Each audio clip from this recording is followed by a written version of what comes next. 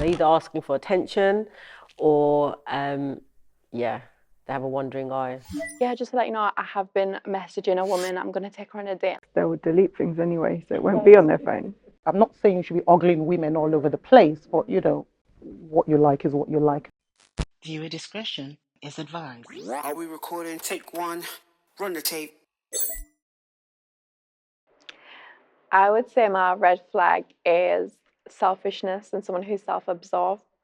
Like, I just can't stand it. Like, I feel like when you're a selfish person in a relationship, it just doesn't really work fairly, because I just feel like when you're with somebody and you're in a relationship, like, you have to compromise on things. You're not always going to get everything your way. So if you're constantly just thinking about yourself, I think, why be with somebody if you just think about, you may as well just be single. But that's just my opinion on, like, my biggest red flag, selfishness. Like, I can't deal with it. I think I would agree with you. I think my red flags would be when you're with a partner and they put their phone down, face down, because they don't want you to, you know, see if they're playing in the field, playing around with other people, and if they overpromise and underdeliver. So they say, oh yeah, we'll go here, we'll do this, I want to meet your parents, and they promise you the dream and they sell you the dream and they breadcrumb you, but yet they don't deliver. So it seems quite important to look at actions rather than listen to false promises and words. Pause. What was that word? Breadcrumbing. Let's take a look.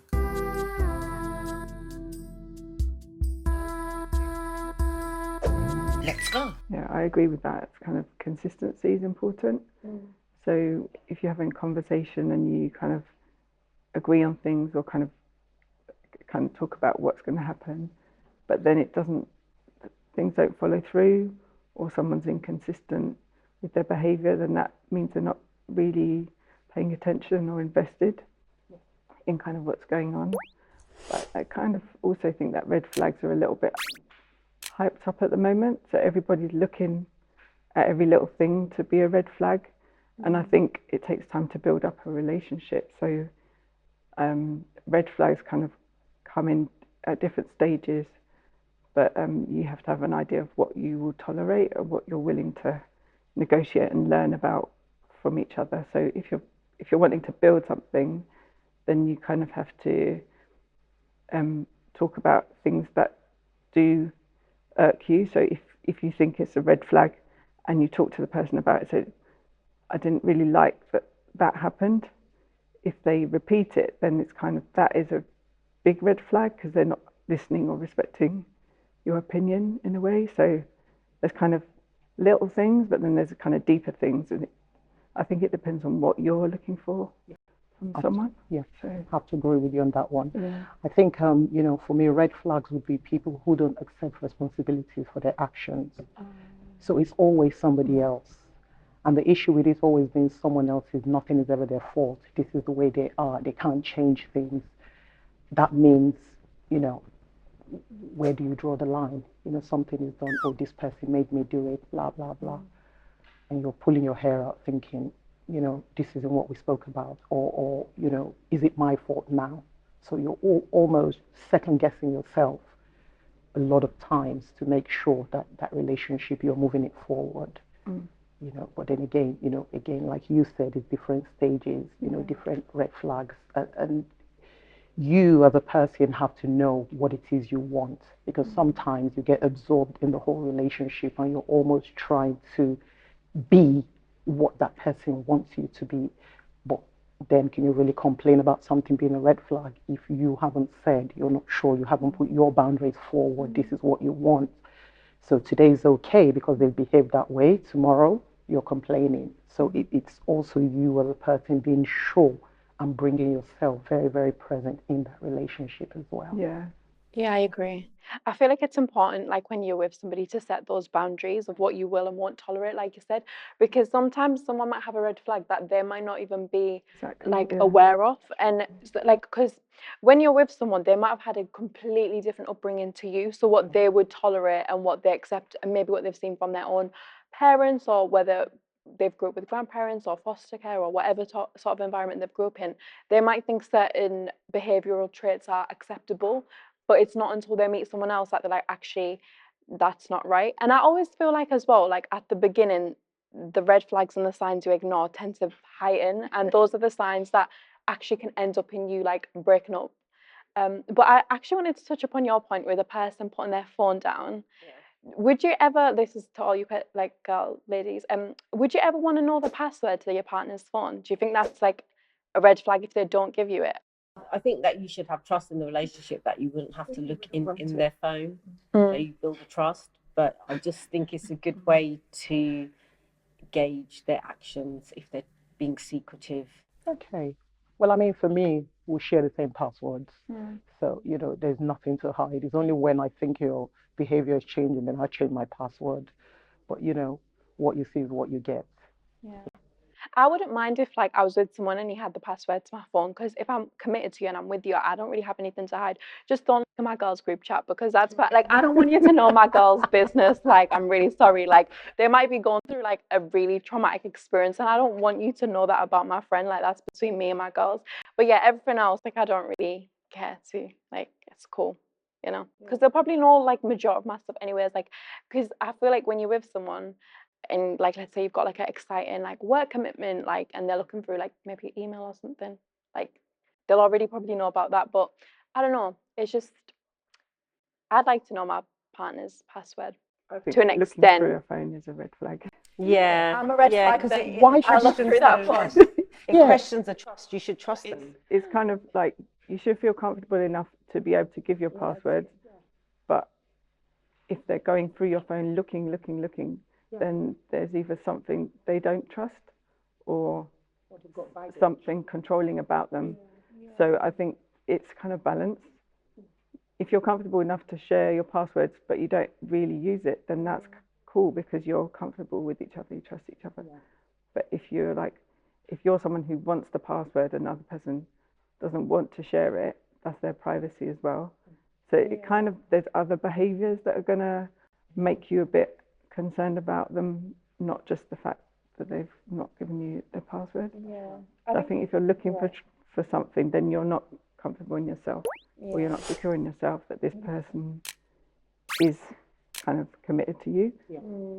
So there's so many different, I think there's so many different parts to those things. It's like not just one thing, it's the behavior that goes with it.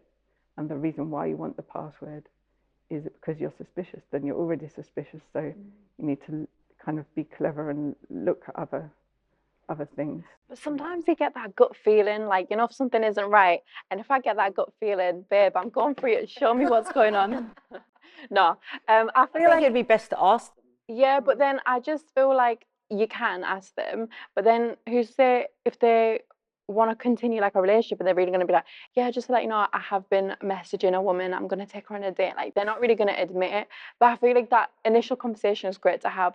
But it's like, if I'm with somebody, I shouldn't even have a conversation with you. Or you know, you're messaging someone, I should automatically like feel like he's a no. Of course, he's not crazy. Like, he's not going to do that, you know.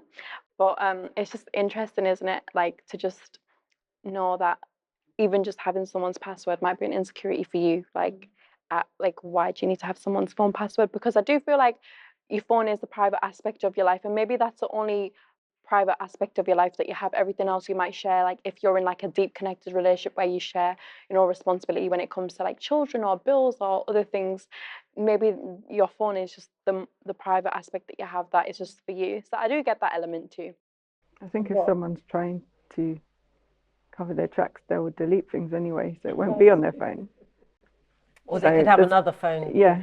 Just hire a private investigator. Just do that. You know what I mean? It's easier than to go through that. Feeling that way, because I think things can get misconstrued as well. If you go into someone's phone and you read stuff, you don't get the context and kind of the reason behind it, and your symbolism for, oh, you liking all these pictures, that could be you're supporting someone and their venture.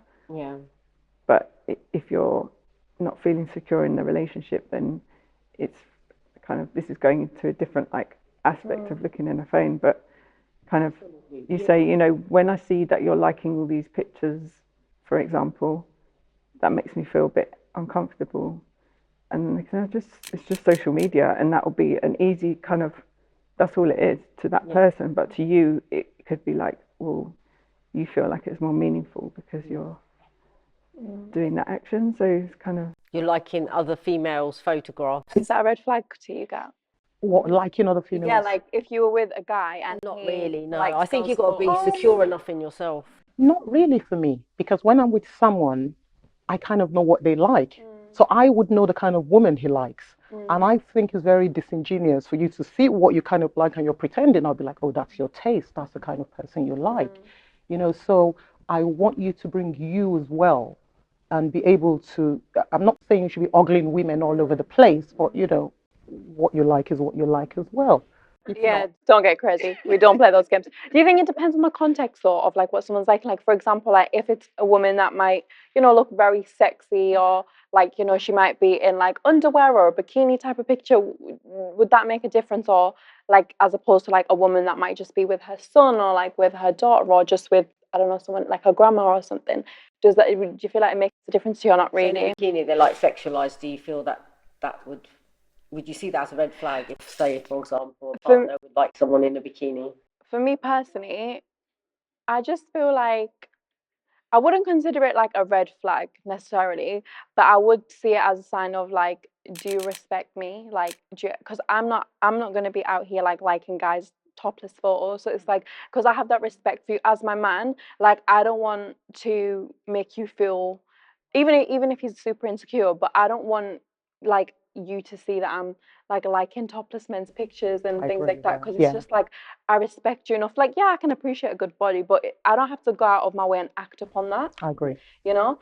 But at the same time, like, I think it can depend on the relationship that that person has with, like, the person as well. So if that's like a super close friend and, you know, that's just someone that he views as, like, let's say his sister, hypothetically, or like, Would you be liking your sisters?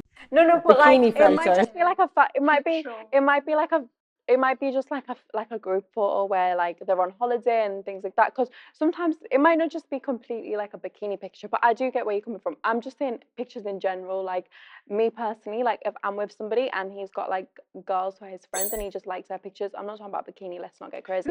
I'm talking about general. Like that's cool. Do what you want to do. But yeah, I mean, if I have that common ground and that respect, I'm not gonna be out here liking guys' photos with their like topless photos, and just have that respect for me.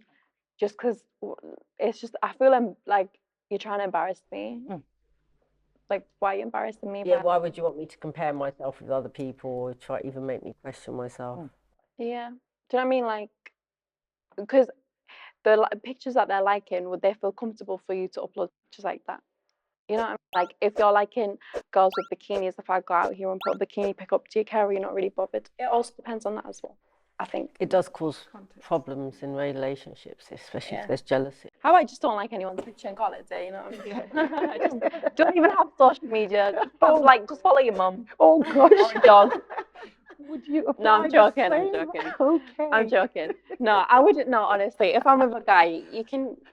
I'm not gonna dictate you as a man. Like at the end of the day, like you're your own person. I'm not gonna tell you what you should and shouldn't do. If you're with me and you're around me, you should know how to act. If you don't know how to act, then have a nice life. I'll find someone Yeah, who knows how to I act. agree with you. I think if you're in a committed relationship, excluding all others, if they start liking other women's photographs, they're either asking for attention or, they have a wandering eye. Because that's how it starts. They can have a wandering eye and then, then they can meet this person. And so I think it is a red flag. Okay. If they're liking people in bikinis and things, so yeah, I agree with you. Okay, But so if it's bikinis and things, red flag. If it's just general, like cute, candid photos, it's not. yeah, so I think where you said like if it's a friend or you're supporting someone. I think it depends on what aspect of your relationship it is. So if I'm newly dating somebody and getting to know him and he's liking girls with bikini pictures, we haven't really established what we are yet. We're still getting to know each other. It will show me a little bit about you, however. Like I'm gonna be like, that's okay. But then I think sometimes progressively, as you get deeper and you build that connection, that's when you really get to know the person. So if they're like different when you're like in a committed relationship and they're like, you know what, I respect you, I love you, like if that makes you feel uncomfortable, like I'm not actually gonna do that.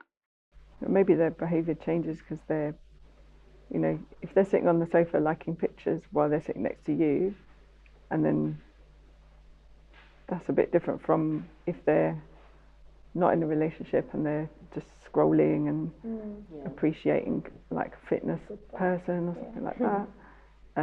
So I think it's all in context as well. Yeah, that's like a red flag though, like passive aggressiveness.